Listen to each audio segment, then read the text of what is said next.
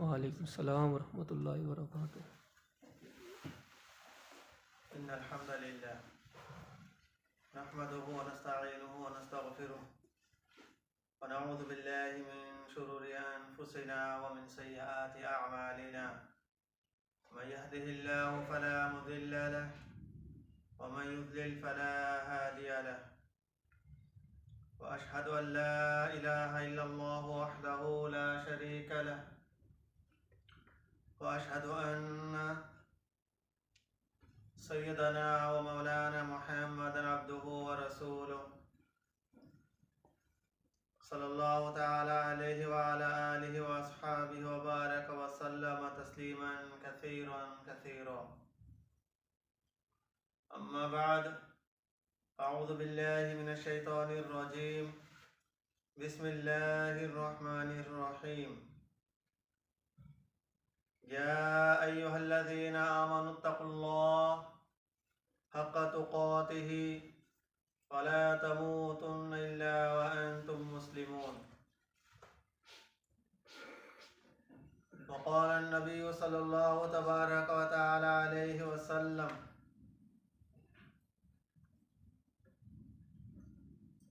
لا يؤمن أحدكم حتى أكون أحب إليه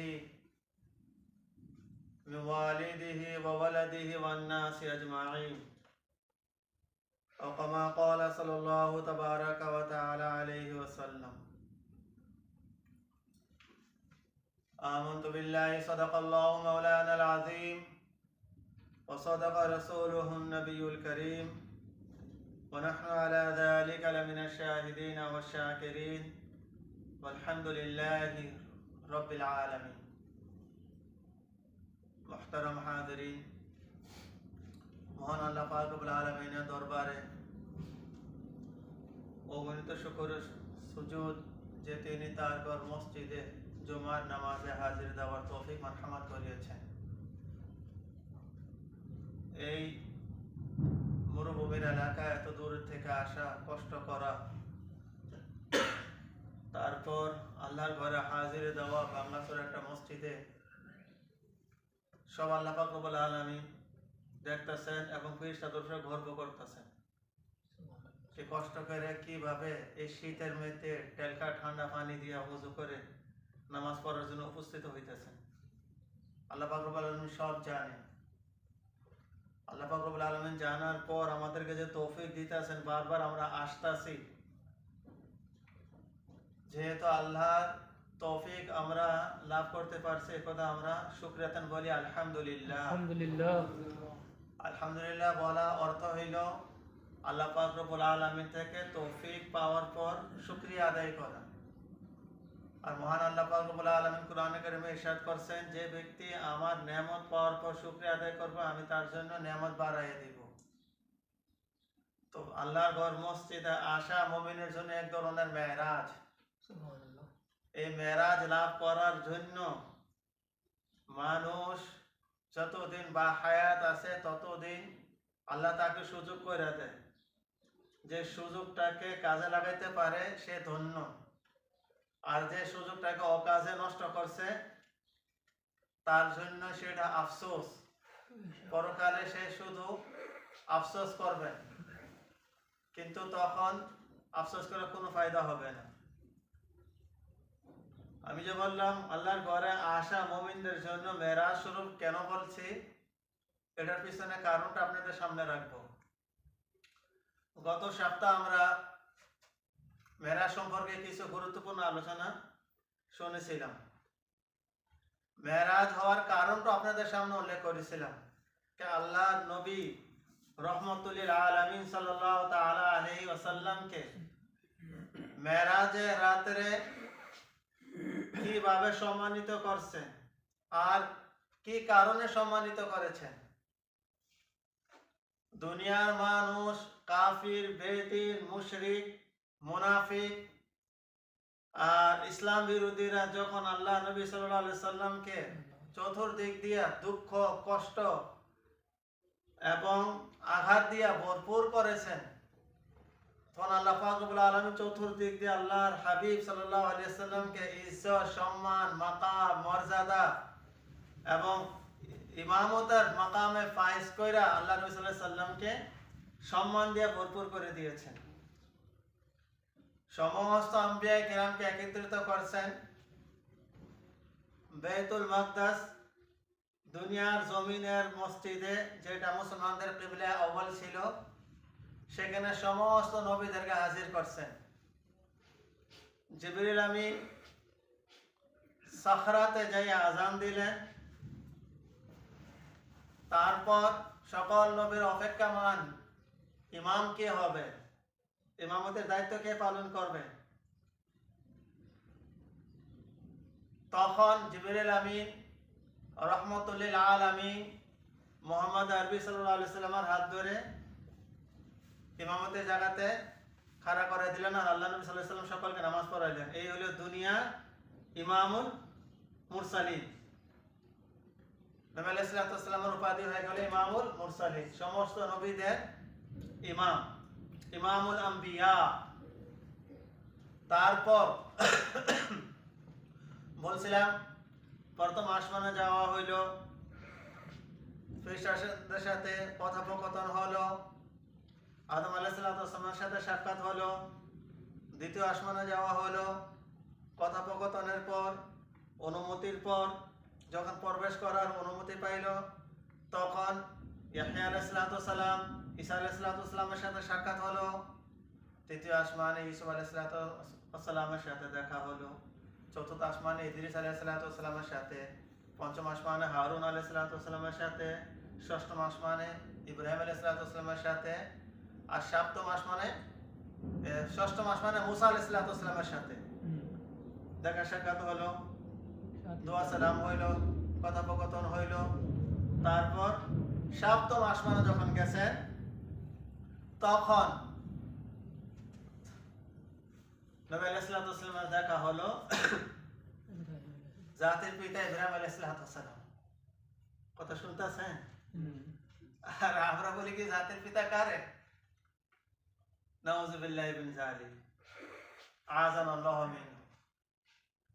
দেশে গেছি ঘুরতে বন্ধুদের সাথে, তো এক বাজারও ঘুরতেছি, জিজ্ঞেস করছে ভাই বাজারটার নাম কি? কয় বঙ্গবন্ধু শেখ মুজিব বাজার। ঘুরে গাইরা একটা স্টেডিয়ামের পিছনে মার্কেট আছে অনেক, আপনারা দেখছেন বেতুল মুকাররমের সাথে। তো স্টেডিয়ামটা বলছে এটা কোন স্টেডিয়াম? এটা বঙ্গবন্ধু জাতির পিতা শেখ মুজিব স্টেডিয়াম। পাতাল মার্কেটে গেছি, কবে এটা বঙ্গবন্ধু শেখ মুজিব মার্কেট, বাজার শেখ মুজিব, বঙ্গবন্ধু স্টেডিয়াম বঙ্গবন্ধু। আল্লাহু আকবার। চেষ্টা করছিল আপনার এয়ারপোর্টটাকেও বঙ্গবন্ধু শেখ মুজিব এয়ারপোর্ট করার, হিংসার কারণে কোটি কোটি টাকা ব্যয় কইরা ওইটাকে করছে শাহজালাল ইন্টারন্যাশনাল এয়ারপোর্ট। তো জাতির পিতা বঙ্গবন্ধু নন, আপনার জন্মদাতা পিতা হইল যার ঘর আপনি জন্মগ্রহণ করছেন। দিনের দিক দিয়ে যে উস্তাদ আপনাকে দিনই শিক্ষা দিয়েছে, তিনিও আপনার বাবার সমতুল্য, কিন্তু বাবা না, বাবার সমতুল্য। এক হাদিসের মধ্যে আছে, হযরত আলী রাদিয়াল্লাহু তাআলা আনহু বলেন, আনা আবদুম মান আল্লামানি হারফা ইনশা বা ওয়া ইনশা আতাকা। আমি উস্তাদে মুহতারামের গোলাম, খাদিম, যে উস্তাদে মুহতারাম আমাকে একটা অক্ষর দ্বীনি শিক্ষা দিয়েছে, সে ইচ্ছা করলে আমাকে जरा हाथ लगा दीजिए, तो हाथ लगा दीजिए। ठीक बैलेंस আছে টেক লাগাই ऐसा ना वजूद टूट जाए, टेक भी लगाया हुआ है ना, টেক লাগাই নেই ইল্লিগাল तारपरो একটু सकीना नाजिल हो रहा है, इसको जरा दूर कर। ইব্রাহিম ভাই কষ্ট পাইতেছে, মনে কষ্ট দিয়েন না। ঠিক আছে, দ্বীনি শিক্ষা যখন মানুষের কাছে আসে না, তো শয়তান কানের সামনে এসে বাধা দেয়, খুব মিষ্টি মায়ার আদরের কি করে, মাসাজ করে। এই জন্য আপনি দেখবেন কোরআন শরীফ তেলাওয়াত করতে লাগবেন, ঘুম আসতে লাগবে। আপনার রাত্রে ঘুম আসতেছে না, ঘুম আসতে একটু কষ্ট করে উঠে বসে জিকির শুরু করে দেন,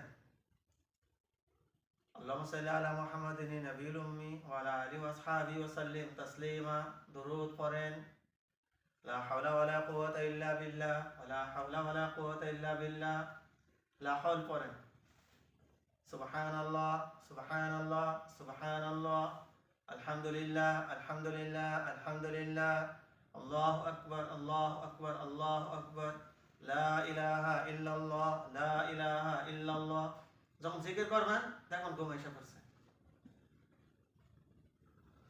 কোরআন তেলাওয়াত করবেন দেখুন ঘুম এসে পড়ছে আর এমনি ঘুমাইলে ঘুম আসবে না কিন্তু এমনি ঘুমাইতে চাইলে মনটা চাইবে মোবাইলটা টিপি মোবাইলে গেলে বাস মনে করেন জাহান্নামের আপনাকে নাজারা করে জাহান্নাম বুঝছেন মোবাইলের ভিতরে কিন্তু জাহান্নাম আছে সেই জাহান্নামের দরজা আছে কয়েকটা এর মধ্যে একটা দরজা নাম হলো ফেসবুক একটা দরজার নাম হলো টিকটক একটা দরজার নাম হইলো ইউটিউব আরো অনেকগুলো দরজা আছে আমি দেখলাম আমরা যদি কোনো একটা দিনই ওয়াজ ছাড়ি না এটা সপ্তাহে 100-150 মানুষ হয় না কিন্তু এর ওলটে যদি চাই তাহলে কেউ একটা নাচ যদি ছাড়ে ওলট পালট যদি জিনিস ছাড়ে হাজার হাজার লোক দেখতেছে তো আমাদের নফসটাকে আমরা খোদা বানায় রাখছি নফসে আমার যে শত্রু সেটাকে আমি বন্ধু বানায় রাখছি তো দিনই কথা আমার ভিতরে আসর করবে কিভাবে আমার আপনার দায়িত্ব না কোরআন ভালোভাবে পড়া এটাকে আমার আপনার বুঝাইতে হইব বুঝানোর পরও তো আমি বুঝতে চাই না শুনতেও চাই না বুঝতেও পারি না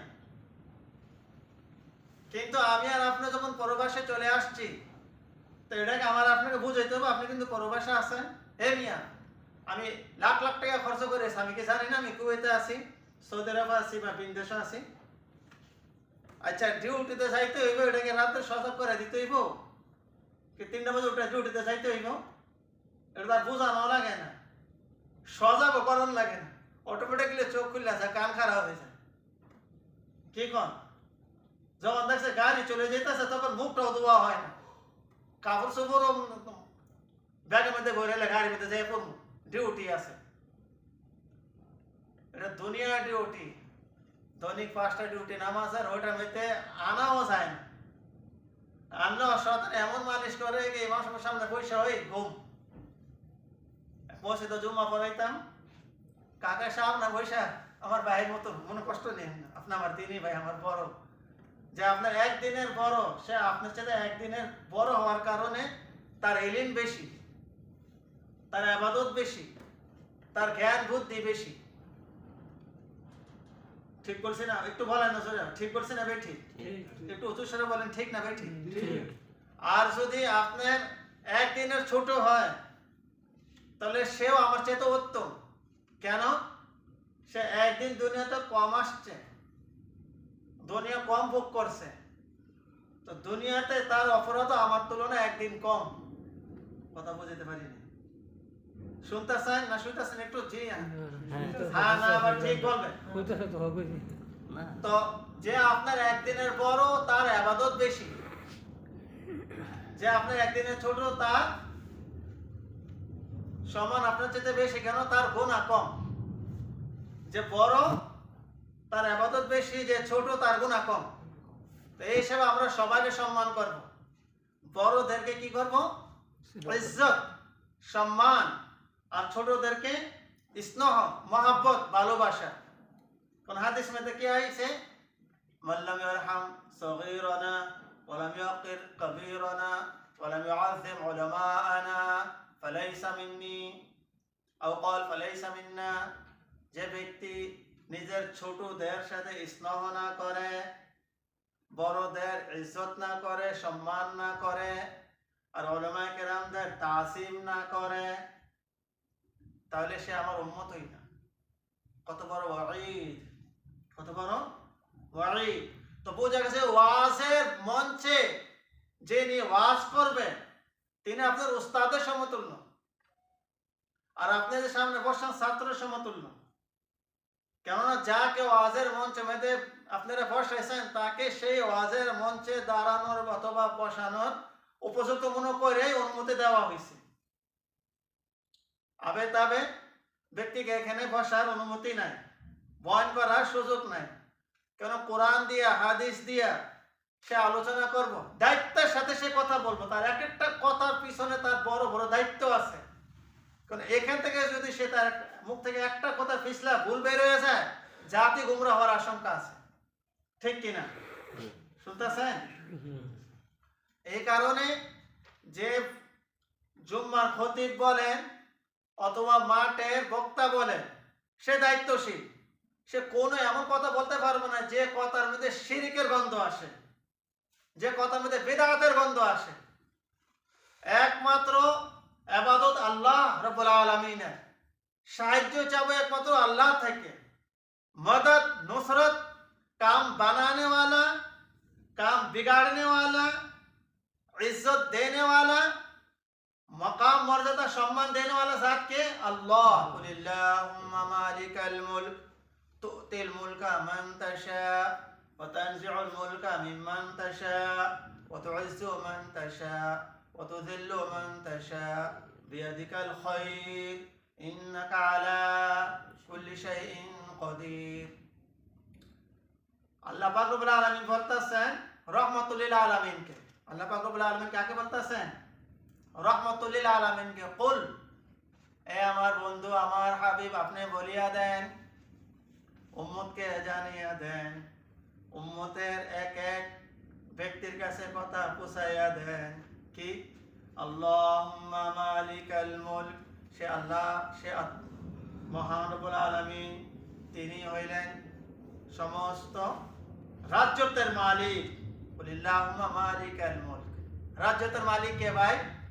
আল্লাহ পাক রব্বুল আলামিন। বলেন না একটু, আমরা চার পাঁচজন বলি একটু, মনে করেন কি পুরো মসজিদ ভরা, যে জায়গা ফাঁকা আছে না সে জায়গা আল্লাহ ফেরেশতা দিয়ে পরিপূর্ণ করে দিয়েছে। তো রাজ্যতের মালিক আল্লাহ। তু'তিল মুলকা মান তাশা ওয়া তানজিউল মুলকা মিম্মান তাশা, যাকে আল্লাহ ইচ্ছা করেন রাজ্যত্ব দেন, যাকে ইচ্ছা করেন রাজ্যত্ব থেকে বঞ্চিত করে দেন। ওয়া তু'ইজ্জু মান তাশা ওয়া তুযিল্লু মান তাশা, যাকে আল্লাহ চান ইজ্জত দেন, সম্মান মাকাম মর্যাদা দেন, আর যাকে আল্লাহ তাআলা চান বেইজ্জতিতে উপনীত করেন। সব খের, সব কল্যাণ কার হাতে ভাই? আল্লাহর হাতে। আমার বাড়িতে মাজার আছে, আমার গ্রামবাসী ভাইয়েরা মাজারও যাইয়া সেজদাও করে, ঘোরাঘুরিও করে, আগরবাতি জ্বালায়, মোমবাতি জ্বালায়, মনে করে আমার কাকা সুলমান সাজেরা, ওনার হাতে নাকি কল্যাণ আছে। অথচ আমার কাকা যারা সরল মানুষ ছিলেন, জ্ঞান হারা মানুষ ছিলেন, তিনি বলেন নাকি তোমরা আমার কবরে এসে আমার থেকে চাইও, কিন্তু মানুষে বুঝে না। যারা বুঝতে চায় তাদেরকে বুঝতেও চায় না। দোয়া করে আল্লাহ পাক রব্বুল আলামিন আমার গ্রামবাসীদেরকে হেদায়েত দান করেন, আমাদের আত্মীয় স্বজনদেরকে হেদায়েত দান করেন। তো কোন মাজারি, বাজারি, হাটাজারি কারো হাতে কল্যাণ নাই। কল্যাণ একমাত্র কার হাতে ভাই? আল্লাহর। বিয়াদিকাল খায়র, এই আল্লাহ আপনার দস্তা কুদরতে কি রয়েছে? কল্যাণ। তারপর কি বলেন? ইন্নাকা আলা কুল্লি শাইইন কাদির, নিশ্চয় আল্লাহ পাক রব্বুল আলামিন সর্বশক্তিমান, সর্ব দিক দিয়ে ক্ষমতাবান। আলা কুল্লি শাইইন কাদির, যা মনে হচ্ছে সব করার যোগ্যতা, দক্ষতা, কুদরত, হিম্মত সব আল্লাহর হাতে। সব সক্ষমতা আল্লাহর হাতে। আল্লাহ ছাড়া কারো হাতে কিছুই নেই। যদি হয়তো আল্লাহ নবী সাল্লাল্লাহু আলাইহি সাল্লাম দুনিয়াতে কষ্ট করে ভোগ করতো, আর আল্লাহ পাক রব্বুল আলামিন যখন আল্লাহ নবী সাল্লাল্লাহু আলাইহি সাল্লাম কষ্ট ভোগ করছেন, তখন এই মাকাম সম্মান দেওয়ার জন্য উপরে নিয়ে গেছে, সাত আসমানের উপরে। সপ্তম আসমানে যখন দেখা হইছে, মনে আছে কোথায় বলছিলাম কথা, কোথা থেকে কোথায় ঘুরে গেছে? ঘুম, দিনই মজলিসে ঘুম আসলে আসল খের থেকে বাধা পড়ে আছে। এই কারণে কথাগুলো এদিক সেদিক চলে যায়। এই জন্য চেষ্টা করবেন আমরা নিজের দেহর জন্য, আত্মার জন্য কোথায় কি জিনিস দরকার আর গুরুত্বপূর্ণ খাদ্য খোরাক, সেখানে আমরা অলসতা না দেখায়। ইনশাআল্লাহ। দিনই মঞ্চের মধ্যে কোনো একটা দিনের দুই একটা কথা যদি বুঝতে পারে, এটা যদি আরেকজনে বুঝাইতে পারে, আর সেই দিনের মধ্যে আমার করে সারা জীবন আপনি সব পাইয়া গেলেন। এটা আমার আত্মার খোরাক, খাদ্য। মোবাইল বন্ধ হয়ে যাবে যদি চার্জ না দেন, ডিউটিতে যদি যান, আমার বোনে যদি ফোন দেয়, ভাবি যদি ফোন দেয়, আর আপনার মোবাইলটা যদি বন্ধ থাকে, আর পরের দিন আপনার ভাবির মন পাইবেন, সে কইব কি গতকাল ফোন দিয়েছি বলে বন্ধ ছিল কেন, ঠিক আছে আমিও লকডাউন লাগাই দিলাম, দিব লকডাউন লাগাই। এই জন্য খুব সজাগ থাকেন, মোবাইলটা চার্জ দিতেই হইব। বাড়ি হলে যদি ফোন দেয় যদি না পায় তাহলে সর্বনাশ হয়ে যাবে। হ্যাঁ, আদরের কলেজের টুকরা বাচ্চারা মাথা সাজাইতেছে, স্কুলে যাইতেছে, বাচ্চারা যদি ফোন দেয়, মোবাইলটা যদি বন্ধ পায় তো কষ্ট পাইব। বুড়া মা বাবা আছে, যে কোনো মুহূর্তে ফোন দিতে পারে, মোবাইলটা চার্জ রাখতে হইব। এক লোকের থেকে জায়গা নিয়েছে, রেজিস্ট্রি করতে হইব, রেজিস্ট্রির জন্য যদি ফোন দেয়, মোবাইল যদি বন্ধ তো সর্বনাশ হয়ে যাব। মোবাইলটা খুব গুরুত্বের সাথে চার্জটা দিই কি না। আমার দেহ ওটা ডাউন হয়ে যেতেছে, আমার দেহর ব্যাটারি কি হয়েছে, ডাউন হয়ে গেছে। এটা বুঝি না কেন, মোবাইলের ব্যাটারি ডাউন হলে চার্জ দিতে হইব, আমার ইমানি ব্যাটারি যে ডাউন হইতে সেটাকে চার্জ দিতে হবে, এটা বুঝি না কেন। তো এই জুম্মার মজলিসে আসার উদ্দেশ্য হলো আমার ইমানি ব্যাটারিটাকে রিচার্জ করা। তো যাক, আসল কথাগুলি রয়ে গেছে। আল্লাহ পাক রব্বুল আলামিন আমাদেরকে 2-4 মিনিটের ভিতরে কয়েকটা কথা বলি, তারপরে জুম্মা নামাজ ইনশাআল্লাহ আমরা পড়ব। একটু মনোযোগ দিয়ে শুনবেন। সপ্তম আসমানে যখন আল্লাহ নবী গেলেন, ফেরেশতা বুঝাই দিলেন, একটা স্বর্ণের কুরসিতে একজন নুরানি চেহারাওয়ালা মুরব্বী বসে রয়েছে। জিজ্ঞাসা, আচ্ছা ওই মুরব্বী যে স্বর্ণের কুরসিতে বসে রয়েছে, ওনার ডান দিকে কিছু নুরানি চেহারা লোকজন, কিছু না অনেক, এক জামাত নুরানি চেহারা, আর বাম হাতে একটি জামাত যেখানে লোকজন হইল কালো চেহারা। এখন বাম হাতের কালো চেহারাওয়ালারা এক সাগরে গোসল করলেন, তো একটু চেহারা ফর্সা হয়েছে। দ্বিতীয় সাগরে গোসল করলেন, আরো ফর্সা হয়ে গেছে। তৃতীয় সাগরে গোসল করলেন, পুরোপুরি ফর্সা হয়ে গেছে।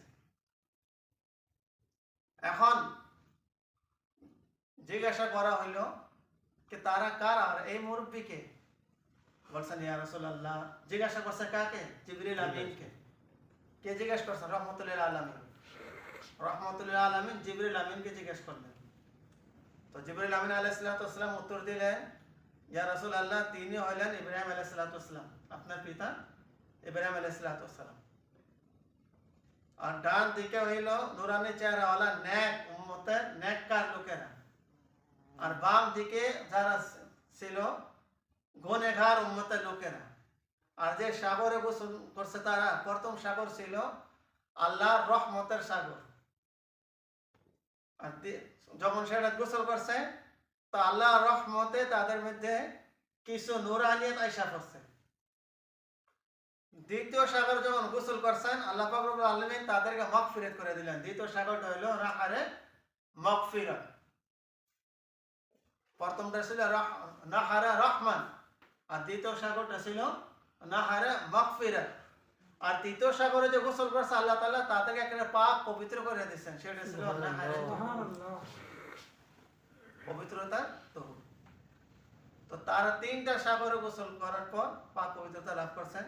তারপর আল্লাহ নবী সাল্লাল্লাহু আলাইহি সাল্লামকে ওইখান থেকে এই বেতুল মামুরে যত ফেরেশতা ছিল সকলকে একত্রিত করছেন। সমস্ত ফেরেশতা একত্রিত হইল। জিবরিল আমিন আযান দেওয়ার পর, ইকামত দেওয়ার পর আল্লাহ নবী সাল্লাল্লাহু আলাইহি ওয়াসাল্লাম হাত আগে বাড়ায় দিলেন, আর ওই সাত আসমানে বেতুল মামুর খানা কাবার শীত একেবারে সিধা, খানা কাবার উপরে একেবারে সিধা, সাত আসমানের উপরে একটা আল্লাহর ঘর আছে বেতুল মামুর। সেখান থেকে যদি কোন একটা জিনিস সারা হয় ডাইরেক্ট খানা কাবার চাদর ফ্রাইসে পড়বে।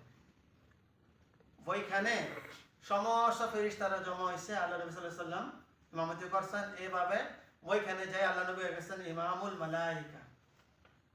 দুনিয়াতে সমস্ত নবীদেরকে নামাজ পড়াইলেন, আর সাত আসমানে যাইয়া সমস্ত ফেরেশতাদেরকে নামাজ পড়াইলেন। সুবহানাল্লাহ। তারপর সেখানে আল্লাহ নবী সাল্লাল্লাহু আলাইহি ওয়াসাল্লামকে উপাধি দেওয়া হইল সৈয়দুল মুরসালিন, সৈয়দুল আতকিয়া, সৈয়দু কায়েদুল গিররিল মুহাজ্জিলিন, এই তিনটা উপাধি দেওয়া হইল। তারপর রফ নিয়ে এসে আরশে মুআল্লাতে নিয়ে যাওয়া হইল, আল্লাহর সাথে সাক্ষাৎ করানো হইল। সেখান থেকে 50 ওয়াক্তের নামাজ আল্লাহ নবী সাল্লাল্লাহু আলাইহি ওয়াসাল্লাম পুরস্কার হিসাবে পাইছেন। আর সূরা বাকারা আয়াতুল কুরসি শেষ রুকু, আমানার রাসূলু বিমা উনজিলা ইলাইহি, এই যে শেষ রুকু আছে না, লিল্লাহি মা ফিস সামাওয়াতি ওয়া মা ফিল আরদ ওয়া ইন তুবদু মা ফি আনফুসিকুম ইলা আখিরিহি, এই আয়াত পুরাটা রুকু পুরস্কার হিসাবে পাইলেন।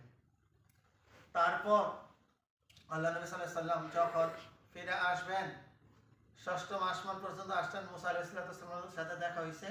মুসা আলাইহিস সালাম সতর্ক করছেন যে আমার উম্মতে 3 ওয়াক্ত নামাজ পড়ছে না, আপনার উম্মত 50 ওয়াক্ত নামাজ পড়বে কিভাবে, যাইয়া একটু কমায় নিয়ে আসে। এভাবে 5 বার আসা যাওয়া হয়েছে। কয়বার ভাই?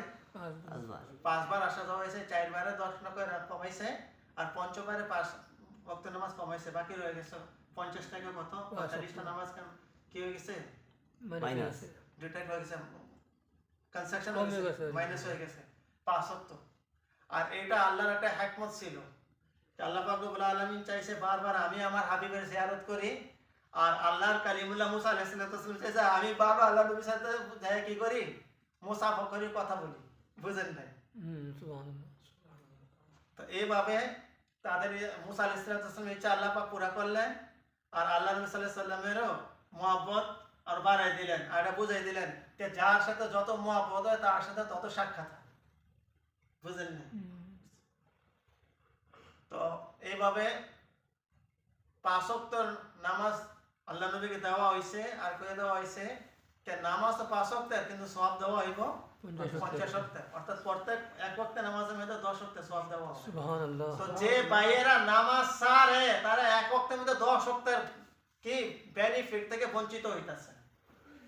ও ভাই, যদি আপনি ডিউটিতে যান, যদি বলা হয় कि যে ব্যক্তি ডিউটিতে আসবে অমুক তারিখ থেকে অমুক তারিখ পর্যন্ত, তাকে একদিন ডিউটি করলে 10 দিনের সওয়াব দেওয়া হবে, বেতন দেওয়া হবে।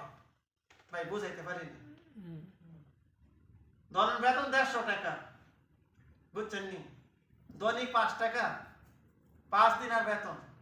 কিন্তু যদি অমুক তারিখ থেকে অমুক তারিখ পর্যন্ত আসে, তো একদিনের বেতন দেওয়া হবে 50 টাকা করে। সে কি ডিউটি মারি দিব? ডিউটি বন্ধ দিব?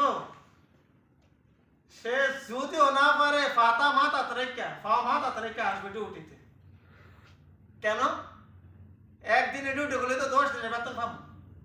ও ভাই, আল্লাহ পাক রব্বুল আলামিন একদিনে নামাজ পড়লে 10 দিনের নামাজের সওয়াব দিতেছে। তো যে বেনামাজি একদিনে নামাজ সাইরা কইতাছে कि আমরা গোপনী নামাজ পড়ি, মাঝারি বাবা আমাদেরকে হাজারি করবে, উঠাই দিবে, গোপনী নামাজ হয় আমাদের, নাউযুবিল্লাহি মিন যালিক, সে কত বড় নিজেকে ধোঁকা দিতেছে। আল্লাহর হাবিব সাল্লাল্লাহু আলাইহি সাল্লাম অসুস্থ হয়ে গেলেন, আবু বকর ও ওমরের কাঁধে হাত রেখে টানা হেঁচড়া হয়ে মসজিদে আসলে নামাজ আদায় করলেন। রহমতুল্লাহ আলামিন যদি অসুস্থ অবস্থাও নামাজ ত্যাগ না করে, তো আমি আর আপনি কোন খ্যাতের ফসল যে আমার উপরে নামাজ মাফ হয়ে যাব, গোপনী নামাজ হয়ে যায়। আল্লাহ নবী সাল্লাল্লাহু আলাইহি সাল্লাম নিজে ওযু করে নামাজ পড়ছে, আর বলে যে এই হুজুরের ওযু দরকার পড়ে না, বইয়ে বইয়া গোপনী মারফতি নামাজ পড়ে নেয় নাকি কোন শরীয়ত মারফত তরিকত বার করছে তার। আমরা তো কোরআন হাদিসের বাইরে কোনো শরীয়ত দেখি না, কোনো মারফতি। যত শরীয়ত সব কোরআন থেকে বের হইছে, যত মারফত সব কোরআন থেকে বের হইছে, যত হাকিকত সব কোরআন থেকে বের হইছে। কিন্তু শুধু কোরআন পড়ে সে শরীয়ত বুঝতো না, হাকিকত বুঝতো না, মারফত বুঝতো না। যখন কোরআনের ব্যাখ্যার জন্য আল্লাহ নবীর হাদিসে সাহায্য না নেয়। তো ভাই, আমরা সুন্নি মাইন্না মুসলিম, বুঝছেন? আর শুনবো কার থেকে? সলিমুদ্দিন কলিমুদ্দিন থেকে না, শুনবো আমরা দায়িত্বশীল ব্যক্তিদের থেকে। আর দায়িত্বশীল ব্যক্তি হইল যারা কোরআনের বাহক, হাদিসের বাহক, তাদের থেকে আমরা শুনবো। আর তারা বলে দিছে যে যে ব্যক্তি নামাজ ছাড়বে সর্বপ্রথম হিসাব তার নামাজের হবে। আউয়ালু মা ইউহাসাবু বিল আবদু ইয়াউমাল কিয়ামাহ আস-সালাহ। আর দ্বিতীয় নম্বর কথা হইল দুনিয়াতে ইনসাফ কায়েম করো। যদি কেউ দুনিয়াতে বেইনসাফি করবে তো আল্লাহ পাক রব্বুল আলামিন দুনিয়াতেও তাকে শাস্তি দিব, মরার পর কবরও, ওঠার পর হাসরও তাকে শাস্তি দিব। এই জন্য আমি দোয়া করি, সময় অনেক বেশি হয়ে গেছে, যে আল্লাহ পাক রব্বুল আলামিন আমাদেরকে দৈনিক, ও ভাই আল্লাহ নবী সাল্লাল্লাহু আলাইহি ওয়াসাল্লাম শেষ কথাটা বুঝে নেন। আল্লাহ নবী সাল্লাল্লাহু আলাইহি ওয়াসাল্লাম কয়বার আশা দোয়া করছিলেন? 5 বার। তো আমাকে আর আপনাকে আল্লাহ পাক মসজিদে কয়বার ডাকা দেয়? 5 বার। তো মিল হয়ে গেছে। যে ব্যক্তি একবার আশা থেকে অস্বীকার করছে সে মেরাজের নিয়ামত থেকে বঞ্চিত হয়েছে। আল্লাহ পাক আমাদেরকে বুঝার তৌফিক দান করেন, 5 ওয়াক্ত নামাজের ইহতিমাম করার তৌফিক দেন, আমাদের সন্তানদেরকে, মাসুম বাচ্চাদেরকে, পরিজনদেরকে সবাইকে যে নামাজের দিক, ভালোবাসা, মহব্বত পয়দা করেন, যে কেউ যে নামাজ না ছাড়ে। তারপর কিছু ভাই মাশাআল্লাহ কয়েকজন ভাই এখানে আছেন, দোয়া করেন আল্লাহ পাক রব্বুল আলামিন এখানে যে খেমা বসায় দেয়, রিজিক বাড়ায় দেয়। আমাদের সাইফুল ভাই আল্লাহ পাক রব্বুল আলামিন ওনাকে পরীক্ষা ফেলাইছেন, ওনার গাড়িটা নিয়ে গেছে, খের আফিয়তের সাথে যে ওনার গাড়িটা ফিরানোর ব্যবস্থা করে দেন আল্লাহ পাক রব্বুল আলামিন। আল্লাহ পাক রব্বুল আলামিন সবচেয়ে বড় ওয়াস্তা। আল্লাহ পাক রব্বুল আলামিন ইচ্ছা করলে ওয়াস্তা ছাড়া সবকিছু করে দিতে পারেন। আল্লাহ ওনার গাড়িটা ফেরাই দেন, ওনার কাজটা আবার চালু হয়ে যায়। তারপর কিছু সাথী বাইরে মাসলে আমাদের ইমাম সাহেব সম্মান করতেছেন, কষ্ট করে হইলেও কিছু খাবার দিয়ে যাইতেছেন। আল্লাহ তাআলা তাদের রিজিক বাড়ায় দেন, তাদের গায়বী খাজানা থেকে তাদের আশা আকাঙ্ক্ষা বাসনা পূরণ করে দেন। আর যে ভাইরা আপনারা এখানে আসে নামাজ পড়েন, চেষ্টা করুন আরো কিছু নামাজি বাড়ান। আর ইমাম সাহেবের মসজিদের খেয়াল করেন। এখন পর্যন্ত ইমাম সাহেব বেতন পাইছেন? আজকে কয় তারিখ? আমার মনে হয় 15 তারিখ যেমন আজকে, নাকি 16 তারিখ 16 তারিখ হয়ে গেছে, এখন পর্যন্ত বেতন পেয়েছে না। যে কিভাবে চলে? একটা আশা নিয়ে উনি এখানে আইসা করছে। উনি বেশি পুরান না, এই যে আমার মনে হয় 4-5 মাস আইসা উনি আইসে। কোম্পানিটা ভালো পায় নাই। উনি সৌদি আরব ছিলেন, সৌদি আরব থেকে বাংলাদেশ গেছে, বাংলাদেশ থেকে কুয়েতে আসছে। কুয়েতে আসার পর উনি খুব ভালো ইন্টারন্যাশনাল ড্রাইভার, সব ধরনের গাড়ি চালাইতে পারে। কিন্তু যে কোম্পানিতে আসছে কোম্পানিও ভালো করে নেই, কোম্পানির মালিকটা নিষ্ঠুর। 16 ঘন্টা কাজ করাইয়া ওইখান থেকে আমার টাকা কেটে নিছে। তা একজন মানুষ তার সামর্থ্য চেয়ে বেশি যদি কাজ করে তাহলে তো সে একেবারে অসুস্থ হয়ে যাবে। তো নিজের জীবন বাঁচানোর জন্য তিনি আইসা করছে, আর উনি নিয়ত করছে আমি আর থাকবোই না, যদিও একেবারে ফিঙ্গার দিয়ে হইলে আমি চলে যাবো, আর বিদেশি করবো না। তো যতদিন আল্লাহ পাক রব্বুল আলামিন হায়াত রাখছে, দিনই কামরা করে যে দিনই খেদমত করে আছে, আল্লাহর ঘর মসজিদে খেদমত করে আছে, যতদিন আমার নসিব আছে, তারপর ইনশাআল্লাহ সুযোগ পেলে আমি দেশে চলে যাবো। তো মসজিদের খেদমতের অনেক বড় মুজাহাদানা নিয়ত নিয়ে আসছে। তা আমরা যত সময় সম্মান করি। আমাদের শাহিন ভাই মাস্টার উনি আল্লাহ রাস্তার সময় লাগাইছে, চিল্লাও লাগাইছে, দিনই মোহাম্মদ আল্লাহ পাক রব্বুল আলামিন মনের অন্তরে ভরপুর করে দিছে। তো আমরা যে বাইরে সম্মান করতে আছে আল্লাহ পাক রব্বুল আলামিন তাদের রিজিক বাড়ায় দেন।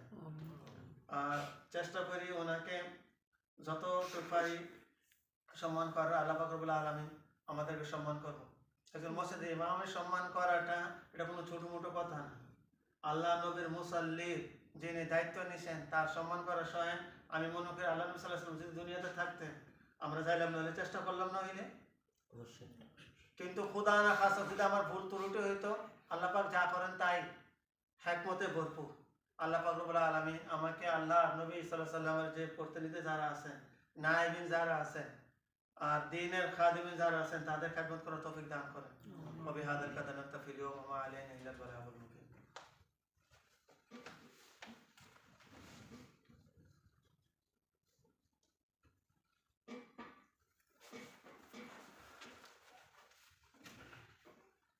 আলহামদুলিল্লাহি রাব্বিল আলামিন। যখন দ্বিতীয় খুতবাটা আমরা দাঁড়াই না, তখন আরবিতে দোয়া হয়। দুঃখের কথা আমরা বুঝিও না আর বোঝার চেষ্টাও করি না, যার কারণে অনেক নিয়ামত থেকে আমরা বঞ্চিত। আরবি ভাষাটা কিন্তু এটা দায়মি ভাষা। দায়মি বুঝছেন? একটা হলো অস্থায়ী, একটা হলো চিরস্থায়ী। বুঝেন নাই? তো আরবি ভাষাটা হলো চিরস্থায়ী ভাষা। বলেন তো কবরের হিসাব কিতাব কোন ভাষায় হবে? কবরের হিসাব কিতাব আরবিতে হবে। জান্নাতের ভাষাটা কি হবে? আরবিতে হবে। জাহান্নামের বলতে পারি না, সম্ভবত ইংলিশ হইতে পারে। কিন্তু জান্নাতের ভাষা আরবি। তো আরবিতে আমরা মোটামুটি প্রয়োজনীয় ভাষা তো শিখে নিছি, কিন্তু কোথায় আমিন বলতে হইব, কোথায় আলহামদুলিল্লাহ বলতে হইব, সুবহানাল্লাহ বলতে হইব, এগুলো কি আমরা বুঝি না? বোঝার চেষ্টা করতে হইব না? অবশ্যই চেষ্টা করি না কেন? তো আমি অনেকদিন ধরে দোয়া করতেছি, দোয়ার মধ্যে কেউ আমিন বলে না। তো বোঝা গেছে এটা আমার ভাইকে দোষ না, ছোট ছোট দোষ আমাকে, তাদেরকে আমি সতর্ক করি না। দ্বিতীয় খুতবার মধ্যে সামান্য কথার পর সব দোয়াই হয়। তো দোয়ার মধ্যে আমিন বলার অর্থ হইলো এটা কি আল্লাহ ইমাম সাহেব যা চাইতেছে সে শব্দগুলো আমরা আদায় করতে পারতাছি না, এই জন্য তো ইমাম সাহেবকে আমরা আমাদের প্রতিনিধি বানাই দিছি। আমাদের পক্ষ থেকে আমাদের মনের আশা আকাঙ্ক্ষা চাহিদা যা আছে আল্লাহ আপনার দরবারে পেশ করতেছেন, আপনি কবুল করেন। আল্লাহ আমি এর অর্থ হইলো এটা, বুঝতে পারছি? জি তো যখন আরবিতে দোয়া করি তখন আপনার একটু আমিন বললেন, ইনশাআল্লাহ। ঠিক আছে? আর চোখ বন্ধ করে মাথা নত করে না, কথা বুঝতে পারি না। ও ভাই, এখান থেকে যদি এলান করা হয় কুয়েতের যে আমিরুল কুয়েত আসে বলতে সবাইকে 10 দিনার করে দাও, তো সবাইকে নত করে হাত নিচে করে রাখবো? বুঝেন নাকি মাথা করে চাইব হাত লইব? কি কন? যদি কোনো এক ব্যক্তি আপনাকে হাতিয়া দেয় আর যদি তার দিক না তাকান, হাত নিচে করে রাখেন, সে আপনাকে হাতিয়া দিব নাকি আগে বাইরে যাবো? এই লোকটা আমাকে ইগনোর করছে, আমার হাতিয়াটাকে পছন্দ করে না। বুঝেন নাই? বুঝতে পারছি? জি তো দোয়ার আদাব হইল হাত তুললে আল্লাহ থেকে চাওয়া, হাত তুললে আল্লাহ থেকে চাওয়া। এই জন্য আমরা এখানে দোয়া যখন করবো তখন হাত তুললে আল্লাহ থেকে চাইবো। যদি আল্লাহ হাত তোলার মহতাজ না, আল্লাহ তাআলা আপনার মনের ইচ্ছাকে এইভাবে কবুল করে নেবে, তবে মুস্তাহাব নিয়ত হইল এটা, যেটা মুরব্বীরা আল্লাহ থেকে চায় যে আমরা এইভাবে হাত তুললে দোয়া করব। কেন খুতবা দোয়ার মধ্যে সম্মিলিত। তো শুধু এখানে না, সব জায়গায় কথাটা মনে রাখেন, ঠিক আছে? দ্বিতীয় খুতবাতে আমরা হাত তুললে দোয়া করব। কিছু কিছু মসজিদের মধ্যে প্রথম খুতবার মধ্যে হাত তুলে দোয়া করা শুরু করে, দ্বিতীয় খুতবাতে ওই যে ঘুমাইছে চলছিল সেটা সামান্য একটু বাধা খাইছে, দ্বিতীয় খুতবার মধ্যে আবার ঘুমাই যায়। হুশ হয়তো কখন স্মরণে কখন? যখন ইমাম সাহেব দাঁড়ায় নামাজ শুরু করে দিছে। অনেকে তো আলহামদুলিল্লাহ যখন কানে মধ্যে আসে তখন মনে হয় আরে জামাত দাঁড়ায় গেছে, তখন যে ওঠে যা জামাতে শরীর হয়, ওযু আছে কিনা এটাও সন্দেহ থাকে। তো সতর্ক থাকি আমরা। শয়তান আমাদের চিরশত্রু, আমাদের গোমের মধ্যে রেখে কোন সময় যেন আমাদের ওযুটা টাইনা লয়ে যাবো আমরা টেরও পাইতাম না। আল্লাহ পাক আমাদেরকে বোঝার তৌফিক দান করেন। আলহামদুলিল্লাহ আলহামদুলিল্লাহ নাহমাদুহু ওয়া নাস্তাঈনুহু ওয়া নাস্তাগফিরুহ ওয়া নুসাল্লি ওয়া নুসাল্লিমু আলা সাইয়্যিদিনা ওয়া মাওলানা মুহাম্মদ সাল্লাল্লাহু তাআলা আলাইহি ওয়া আলা আলিহি ওয়া আসহাবিহি ওয়া বারিক ওয়া সাল্লিম। اللهم اغفر للمسلمين والمسلمات، اللهم اغفر للمسلمين والمسلمات الأحياء منهم والأموات. ربنا ارفع عنا البلاء والوباء والضراء والبأساء وأدم علينا النعم وادفع عنا النقم وزك نفوسنا، أنت خير من زكاها. اللهم أغثنا، اللهم أغثنا، اللهم أغثنا غيثا مغيثا تحيي به البلاد والعباد وتذهب به عطش الأرض وظمأ الأكباد. اللهم اجعل هذا المسجد مسجد الصحابة مبنيا على التقوى. اللهم اجعل فيه نورا وبركة وسكينة. اللهم اجعله مركزا للدعوة والهداية ومحبة المسلمين. اللهم اجعل ثواب هذه المسجد في ميزان حسنات القائم عليه وبانيه، وبارك في أعمارهم وأرزاقهم وافتح لهم أبواب الخير. اللهم اجزي المتولي المحسن الذي بنى هذا المسجد خير الجزاء، واجعل هذا العمل في ميزان حسناته. اللهم اغفر لنا ولوالدينا ولجميع المؤمنين والمؤمنات. اللهم اغفر للمسلمين والمسلمات الأحياء منهم والأموات. اللهم ول أمورنا خيارنا ولا تول أمورنا شرارنا، وارزقنا حكومة صالحة عادلة ترعى عبادك وبلادك عما يوجب مقتك وغضبك.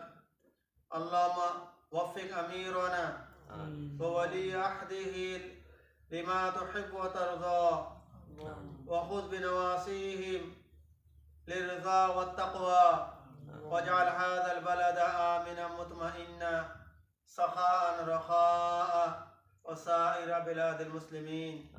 وصلى الله تعالى على خير خلقه محمد وعلى آله وصحبه أجمعين. آمين وارحمنا معهم برحمتك يا أرحم الراحمين.